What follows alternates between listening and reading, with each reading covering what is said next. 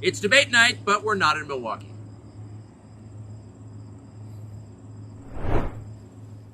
Mr. President, thanks for joining us. Thank you. Why aren't you at the Fox News debate tonight in Milwaukee? Well, you know, a lot of people have been asking me that, and many people said you shouldn't do them, but you see the polls have come out, and I'm leading by 50 and 60 points.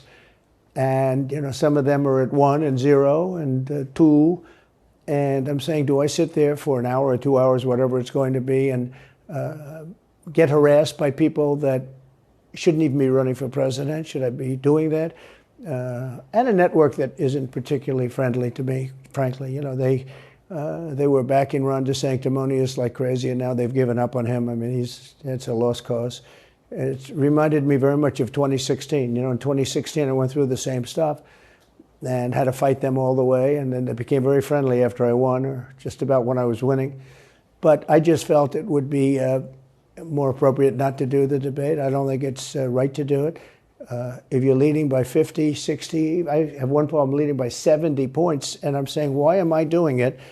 And I'm going to have 8 people, 10 people, whoever made the debate, I don't know how many it is, but I'm going to have all these people screaming at me, shouting questions at me, all of which I love answering, I love doing, but it doesn't make sense to do them. So I've taken a pass, as you probably noticed. Well, I did. I'm grateful that you did. It's interesting, though, because you spent a lot of your career in television. Yeah. You had a top show in television on NBC. But you don't feel the need now running for president to do television, obviously. Do you think television is declining?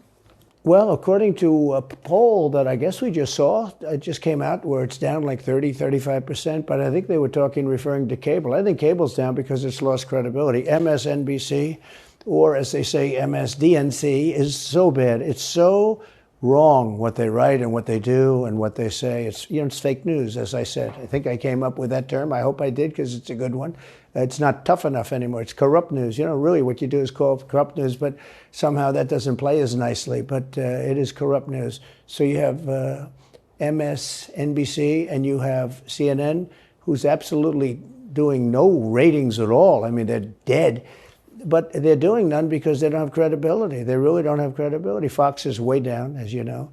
And the good old days are long ago. I will say this, it could come back, but they just don't have a lot of credibility. Tucker, you know that perhaps better than anybody.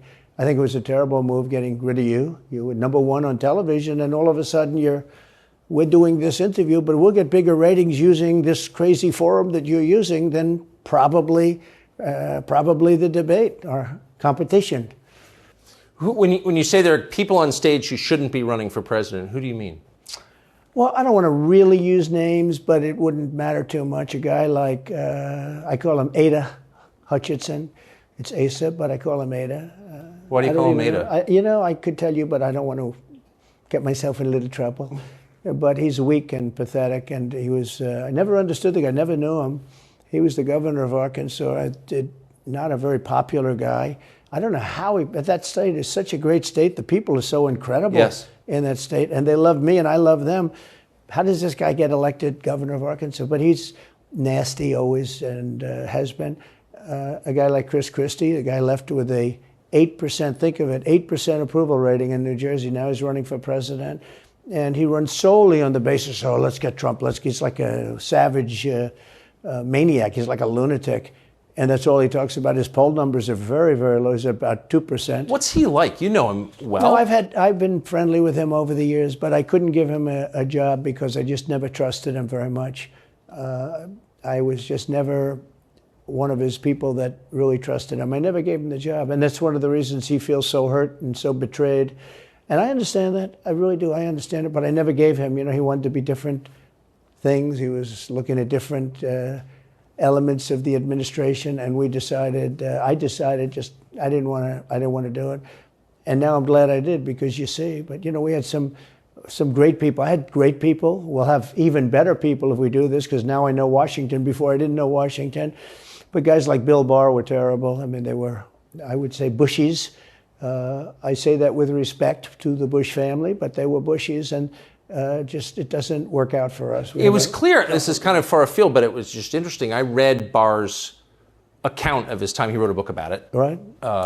His autobiography. And in it, he lies about Jeffrey Epstein's death. clearly lies. Do you think Epstein killed himself sincerely? I don't know. I will say that, he was a fixture in Palm Beach. Yeah. I don't know what Barr said about it either. I have no idea what he said. What did he say? He killed himself, probably? He said he killed himself and that they were going to do this investigation. They never did the investigation. It's never been public. Well, and they hid it. And why are they doing that? He And clearly Barr knew.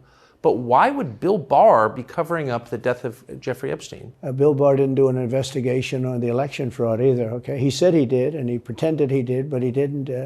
McSwain, the U.S. attorney in Pennsylvania, Philadelphia, said Barr just wouldn't let him do it. It was crazy.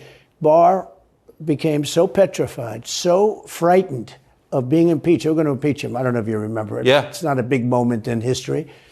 But they said, we're going to impeach. They play a much rougher game, the left, the lunatics. And they were going to impeach Bill Barr, and he was petrified. Now, how do you not get impeached? Don't do any of this stuff. But he didn't do the job there. I don't know what he did with Epstein, but possibly he didn't. Do you think it's possible that Epstein was killed? Oh, sure, it's possible. I mean, I don't really believe. I think he probably committed suicide. He had a life with, beautiful homes and beautiful everything, and he all of a sudden he's incarcerated and not doing very well. I would say that he did, but there are those people. There are many people. I think you're one of them, right? But a lot of people think that he was killed. He knew a lot on a lot of people. He was killed. You think so? I think the closer you look, I'm not a conspiracy person at all. I believe everything I hear. But yeah, the closer you look into it, I mean, the Attorney General of the United States, your Attorney General, clearly lied about the Epstein death. Yeah, and he was. Why? He was certainly. It wasn't well done. They had no cameras. They had no anything. Everybody was sleeping, and a case could be made. Look, I'm not going to get involved in it, but I can tell you, a case could be made either way. But it certainly wasn't the most well-run place. So the reason I'm asking you is I'm looking at the trajectory since 2015 when you got into politics, for real, and then won. It started with protests against you, massive protests, Right. organized protests by the left, and then it moved to impeachment twice, Right. and now indictment. I mean, the next stage is violence. Are you worried that they're going to try and kill you? Why wouldn't they try and kill you, honestly? They're savage animals. They are people that are sick, really sick. You have great people in the Democrat Party. You have great people that are Democrats. Most of the people in our country are fantastic, and I'm representing everybody. I'm not just Republicans or conservatives. Right. I represent everybody. I'm the president of everybody. But I've seen what they do. I've seen the lengths that they go to. When they make up the Russia, when that's exposed and they go down, and Barr should have gone after them, and other people should have gone after. And they did very late, because the Durham report came out. It was fairly good. It could have been a lot tougher, I guess, but it was fairly good. But it explained how corrupt it was. I'll tell you who did a great job was the Inspector General Horowitz. He did a phenomenal report. You didn't have to go to Durham. He did it on Comey and on, I guess, McCabe and some others, and it was a vicious, it was basically a true report, how bad they are. But these people are sick people. These are people that I think they hate our country. You want to know the truth. When you see open borders, when you see these policies that they have, and so many other things, it's so sad to see. We have a country that's very fragile right now. I've never seen, I will say, look, I ran in 16, which was 15, but I ran in 16, election in 16, and there was tremendous spirit. In 20, there was even more spirit. We got millions and millions more votes. It wasn't even a contest. People said, well, what'd you think of 20? I said, we did much better. We did. You got to base it on the number of votes. We got many more votes in 20 than we did in 16. But the election was rigged. It was a rigged election. And with COVID, they used COVID to cheat in a lot of different things, and we have so much on it. It's like so easy. But we had judges that didn't want to look. We had people didn't want to get involved. They called you, he's a conspiracy theorist if you say anything about the election. But I have never seen spirit like there is right now. Even coming down here, just the people on the road that are just absolutely going crazy. And the reason is, I think they like me, and I know they love my policies. I hope they like me too. A lot of people say they don't like me, but they like my policies. I think they like me. But I have never seen spirit like it is right now. And the reason is because crooked Joe Biden is so bad. He's the worst president in the history of our country. I don't think he's going to make it to the gate, but you never know. But he's a corrupt person, so corrupt that I took the name off Hillary. I don't do two people at one time. I took the crooked Hillary and I retired the name. That was a good day for her. I bet she was very happy. And I used it for Joe because it's crooked Joe. But Joe is really... But you don't think he's going to make it to November of 24? Well, I think he's worse mentally than he is physically. And physically, he's not exactly a triathlete or any kind of an athlete. You look at him, he can't walk to the helicopter. He walks, he can't lift his feet out of the grass. It's only 2 inches at the White House, right? That's not a lot. But you watch him, and it looks like he's walking on toothpicks. So, and then you see him on the beach where he can't lift a chair. Those chairs are meant to be light, right? They're like 2 ounces. Yeah. You lift them up. He can't lift the chair. He can't walk to the chair. And I don't know what they're doing with the beach. This beach is seeming to play a big role, but they love pictures of him on the beach. I think he looks terrible on the beach. He looks terrible on the beach. Skinny legs. Well, he can't walk through the sand. Sand is not that easy to walk through, but when he walks through it, he can't walk through the sand. And there's somebody in there that thinks he looks fabulous at the beach. I think he looks horrible at the beach. Plus, the beach doesn't represent what a president's supposed to be doing. You're supposed to be working. You're supposed to be getting us out of that horrible, horrible war that we're very much involved in with Russia and Ukraine. You could do that. You could do that very easily. I believe you could do that I don't believe he could do it because he's just incompetent. But that's a war that should end immediately, not because of one side or the other, because hundreds of thousands of people are being killed. Can you imagine you're in an apartment house and rockets are going into that building and blowing it up and knocking it down? And why should anybody, human beings, is a human, whether they're Russian or Ukrainian or whatever they are, it's got to be stopped. And it can be stopped very easily. It would have never started. If I were president, it would have never started. And I got to know the leaders of all of the countries, essentially, but the big ones. And the bigger, the tougher the leader. It's like sort of, I guess maybe that's the way it's supposed to be. But I got to know President Xi of China and Putin and Kim Jong-un, North Korea. Did a great job with North Korea, kept us out of a nuclear war. We would have 40,000 dead soldiers right now. They'd drop a nuke right on top of the military base. But we have 40,000 soldiers over there. And I did great. I got along with them great. That's a positive. The press said, he said nice things about Kim Jong-un. I also said horrible things at the beginning. Horrible enough that he wanted to talk. And we talked, and we met in Singapore. We met actually twice. And we had unbelievable meetings. I know him very well. We were in great shape with him. What do you think he and Xi and Putin think of Biden? I think they can't believe it. I think they probably say this is some kind of a system. They had great respect for our country. They respected me. They had great respect for our country when I was there. Every one of them. Look, if you go to North Korea, you take a look at what happened. The Olympics was dead. South Korea spent billions on the Olympics. Nobody was going to go. They didn't want to get blown up. They called me and they said, we are going to let the Olympics proceed. This is North Korea. I said, you should go into the Olympics. Put your athletes in. It wasn't like, they were big on athletes because, Famine. But they went in and they actually participated. And within about 2 days, the entire thing was sold out. And if it wasn't me, that would have never happened. But I got along very well with him, and that's a positive thing. He does have massive nuclear power, by the way. And if Hillary would have gotten in, or if the Obama thought process continued, it would have been a nuclear war, absolutely, with North Korea. He was expecting to go into a war, and it would have been a nuclear war. So do you think the rest of the world looks on at Biden and thinks someone else has got to be running the government? Well, somebody else has to be. I don't think he's capable of doing anything. Look, when I debated him, I said, how come, and this was in front of probably not a friend of yours, Chris Wallace. He was the moderator. Not a friend. I said, why is it? He wants to be Mike, but he doesn't have the talent. It's one of those bitchy little man. He wanted to be his father, but he didn't have the talent of his father was great. He's a little fussy man. His father interviewed me in 60 Minutes. It was actually a 10. Can you believe it? No, I totally believe his father had talent, at least. I may have been the only guy that he gave a good 60 Minutes to. He was rough. Really? His father was tough. He was great, though. He was great at what he did. But Chris Wallace was so upset.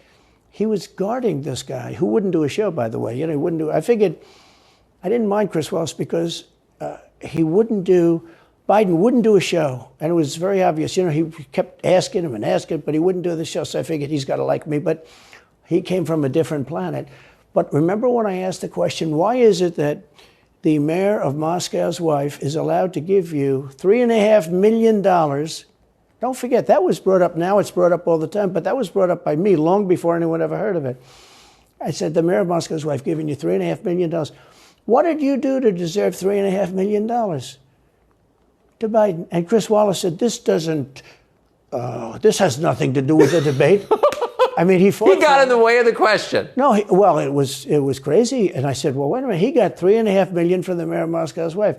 Now, people forget that, but if you go back and take a look, you will see. And Chris Wallace didn't want me to ask that question. I said, I think it's a very appropriate question. It turned out to be much more appropriate than people thought. Amazing. So do you have a preference in, assuming you're the Republican nominee and all goes as you plan it to go, do you have a preference in who you run against? In many ways, I'd love to run against him because his record's so bad. It's still horrible when you look at inflation and everything else, but others also have very bad records. I mean, California's a bad record, so, should it be Gavin or should it be somebody else? When I look at San Francisco, what's happened to that incredible city? That was one of the greatest cities in the world just a short while ago, and now it's very sad when you look at it. Los Angeles, every city practically, all the Democrat-run cities. Republican-run cities are doing very nicely because they arrest people when you have crimes, and they don't go after political candidates because they think it's good. It's been amazing. My poll numbers are the highest I've ever had, but because people understand it. Can I just ask you, that gets back to my original question. So if the protest didn't work, you got elected anyway. Yeah. Impeachment didn't work twice, obviously. Indictment is not working. Your poll numbers go up. When they raided Mar-a-Lago in August of last year, your numbers went up. They can indict you 20 times, and you're not going to lose the Republican primary because of that. Well, so it makes it look even more ridiculous. I mean, the 4 indictments, and maybe there'll be more. I don't know. These people are crazy. But they're counterproductive. So if you chart it out, it's an escalation, is what I'm saying. Yeah. So what's next? And he's got them stored in Chinatown. He's got them stored in a flimsy garage underneath his Corvette at Penn. And by the way, at Penn, he gets millions of dollars. China pays this guy millions of dollars. See, I think he's the most corrupt president we've ever had. And he also has the distinction of being the most incompetent. And I believe both. I mean, he's both incompetent and corrupt. So and I actually believe he's compromised because China knows so much about him. They know where the money comes from. They know where it is, who paid it, and they probably paid it. Well, they do pay Penn, and he gets $1 million. I think he takes $999,000 because, keeps it a little bit under $1 million, like by $1. But he, in many ways, is a Manchurian candidate. We have a Manchurian candidate, and he's afraid to tell Russia to get out of Cuba. He's afraid to tell China to get out of Cuba. He's afraid. China now is building, think of this, China is building military installations in Cuba. The Cuban population of Miami is not too happy because they're never going to be able to go back. And you don't even hear about it. And the worst culprit is the press, the media, because normally, when I first heard that China's building installations in Cuba, and installations means military installations, okay, they said just some communication. They did that on the islands with Japan. They took the island, they started this massive construction, and they told everybody, including the Japanese have to be very careful. They told everybody that this is a housing development. They're going to build a housing development. And I said, how come the runway is 20,000 feet long? Private jets need 4,000 feet. They don't need 20,000 feet. The big ones need 20,000 feet. They don't even need 20. And I looked at the runway. I said, that's the largest runway ever built, both in width and length. for housing development. There's nobody that has a plane that big that you would have a runway that's Why that's is for China testing. allowed to conduct imperialism in our hemisphere? Well, yeah, and it's far beyond Cuba. It's all over South America. Yeah, in the Caribbean. So we built a thing called the Panama Canal. We lost 35,000 people to the mosquito, malaria. Yeah. We lost 35,000 people building. We lost 35,000 people because of the mosquito. Vicious. They had to build under nets. It was one of the true great wonders of the world. As he said, one of the 9 wonders of the world. No, it was one of the 7. It happened a little while ago, It says 9 wonders of the world. You could make 9 wonders. He would have been better off if he stuck with the 9 and just said, yeah, I think it's 9. But this is one of the true 7 wonders of the world. And you take a look at the Panama Canal. It was such an incredible engineering marvel. We sold it under Jimmy Carter. We sold it to Panama for $1. The following day, they quadrupled the amount of money that ships had to pay to get across. They didn't lose one ship. And now they've made it much bigger, and now they've widened it. They've doubled it, right? They've more than doubled it. And it's one of the most profitable things. Any time it's just incredible, right? We gave it away for $1. China now controls it. They actually control the Panama Canal. They run it, they control it. And we shouldn't let that happen. And we can't let China be in Cuba. And they'll get out. If I'm president, they'll get out. Because I had a very good relationship with President Xi, but he respected this country, he respected me. And he'll get out. And we can't let them run the Panama Canal. We built the Panama Canal. Should have never been given to Panama. We should have had it. But we gave it for $1. Think of it. They quadrupled. In one day, they lifted the fees, which are, pretty big, for these massive ships to go through, right? Rather than going around the Cape and through all the tremendous storms, such beauty, it's beautiful stuff. But you didn't want to get caught in those storms. Those were storms that wiped out the biggest ships. And we go through the Panama Canal. We built it. And we gave it away for $1. Think of that. How stupid are we? We have done the stupidest things in this country. And now we have a president that can't put 2 sentences together, can't speak, can't walk, can't talk. I don't think he gets to the starting gate, but these people do miracles. I mean, he ran out of his basement, and you got away with that one because of COVID, so he sort of got away with it. They cheated on the election. That they do things that are not very... So how do you... That's my question. How do you, if you get elected again, go back to Washington, how do you keep the agencies under control? How do you keep FBI and CIA specifically under control? The way you do it, like I fired Comey, that was a big deal. A lot of people said, and I fired him very early. Somebody said, I wish you would have fired him. There was a real question about firing him. Anyway, you understand, because, when they have a 10-year term, there is a question. I fired Comey. That was a great thing. If I didn't fire Comey, maybe I wouldn't be talking to you, or I'd be talking to you about real estate or something else other than politics, right? That was a coup, in my opinion. That was a very sick deal. That was the insurance policy. You remember the insurance policy? Oh, she's going to win, darling. She's going to win. But just in case she doesn't, we have an insurance policy. An insurance policy was what they were doing. And we caught them with that. That was a very important tweet or whatever it was, text. It was a big deal. That was a big deal. The insurance policy. She's going to win 100 million to 1. That's not good odds. At least they gave me 1, right? 100 million to 1. But just in case she doesn't win, we have an insurance policy. And everybody said, that's strange.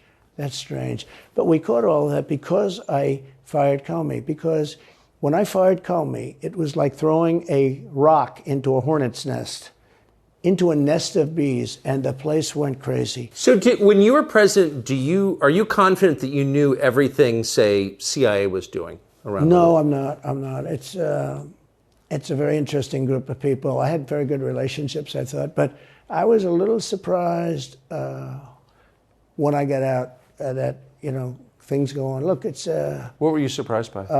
I was surprised. I think it's some of the people. I was surprised that there was...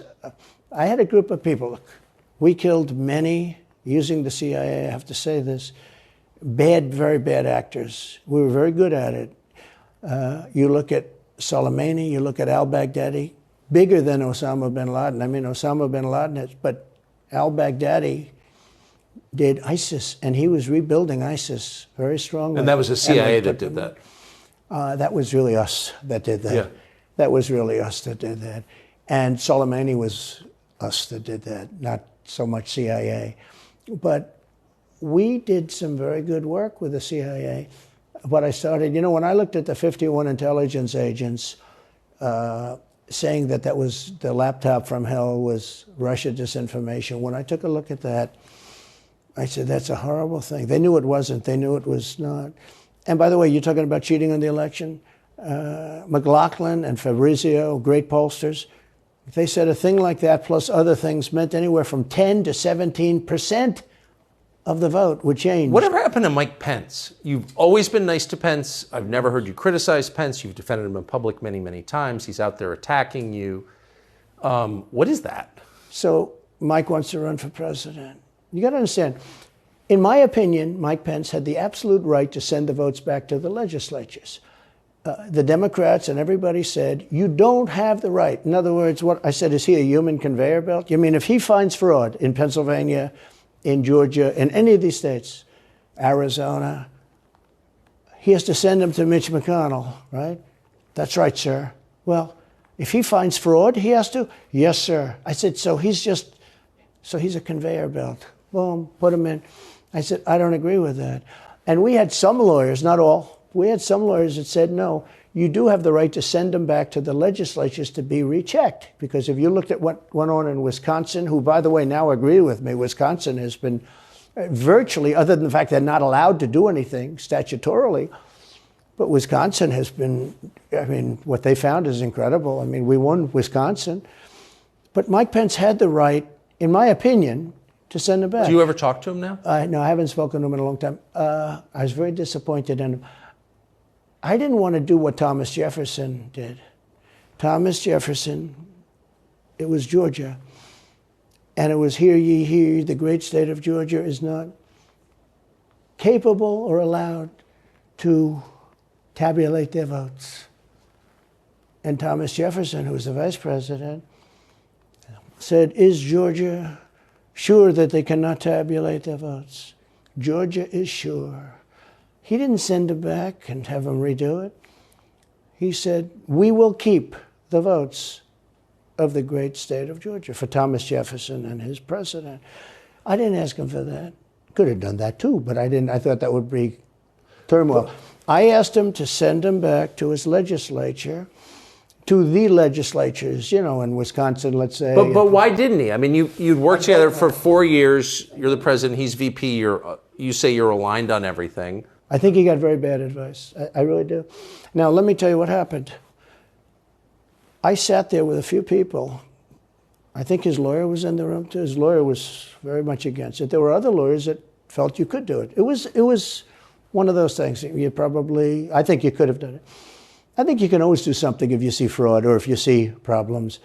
But it's very interesting. So after the election was over, the rhinos got together with the Democrats and they redid the election, so you couldn't do it anymore. So then I called the people. I said, so in other words, you're saying I was right. You could do it. Yes, you could do it. In other words, they took the Voting Act and they redid it so the vice president no longer has the power to do what I said he could do. So when that happened, I said, wow. And you'd look some of these Democrats in the eye and they'd say, he has absolutely no right to do it. And immediately after the election, they met rhinos, could name them all, and Democrats, and they approved legislation that takes away the right of the vice president to do it. So I said, so you're saying I was right. The vice president did have the right to do it, and they said, yes, he did. So if you're saying they stole it from you last time, why wouldn't they do the same this time? Oh, well, they'll try. They're going to be trying, yeah. And not only me, Look, DeSantis is out. I think he's gone. So he was at a level. People have figured him out. He's gone. But if somebody else got in, other than me, they'll go at him just as viciously as they did me. These people are sick. They will go after them. And a lot of people say they won't be able to hold up. I do get credit for holding up quite well, I must tell you. I think it's... How do you do that? How do you get indicted, every week and stay cheerful? It's... I think it's a lot easier because I'm so high in the polls, because it means the people get it. The people see it's a fraud. The people see it, like this horrible district attorney from just a little while ago, from essentially Atlanta, that's Fulton County. She said, basically, I don't have any right to challenge an election. Well, what about Stacey Abrams? What about Hillary Clinton? What about all of these Democrats that are still challenging my election? The same people that are saying he's challenging an election challenged my election. And they did it with slates. They did it with all sorts of things. They were very bad about it. But basically, they're suing me, and they're saying, you don't have any right to challenge it. If you challenge an election, we're going to indict you and put you in jail. So what they're doing is they've weaponized, and don't kid yourself, the DOJ and Biden and the whole group, they're watching all of this stuff. They love the local stuff. You know, the DA in Manhattan. Not only that, they put one of the DOJ top people into the Manhattan DA's office to run things. They don't even have a case against me. It's not even a case. Everyone says, even the Democrats say, you can't bring these cases. You have no case. The Attorney General or the District Attorney, Fannie Willis, in Atlanta, she's getting killed. Basically, she's saying Trump doesn't have the right to criticize an election. But you've been around long enough now. You've seen many elections criticized. I mean, Hillary Clinton goes crazy. Every time she talks, she says, he's not the president. Jimmy Carter said, he's not the president. Well, I am the president. Hillary Clinton called me, by the way, at 3:02 in the morning to congratulate me the night of the election. Did her voice crack? Well, her voice was, it's very different, I will say. I won't get into that. But what do you mean? Her voice was very different. Don't forget, they were all celebrating at 5 o'clock in the afternoon. And I came home and I said, I think we won. I felt we won because the rallies are so big. We'd go to Wisconsin and we'd go to Georgia. We'd go to different states. In Michigan, we'd have rallies. In Pennsylvania, we had 58,000 people in Butler. And I said, how are we losing this? How do you have a rally where you have from 50 to 100,000 people, many of them? I did 7 a day for a couple of days. That's a lot. These are big rallies too. And I didn't hold back. I didn't say, let's make them let's do abbreviations, right? But they challenged the stuff. Yeah. Hillary called me up and conceded. Now the word is that Obama said you have to do that. But she called up and totally conceded. But now, every time you see her on television, she's saying she's challenging the election.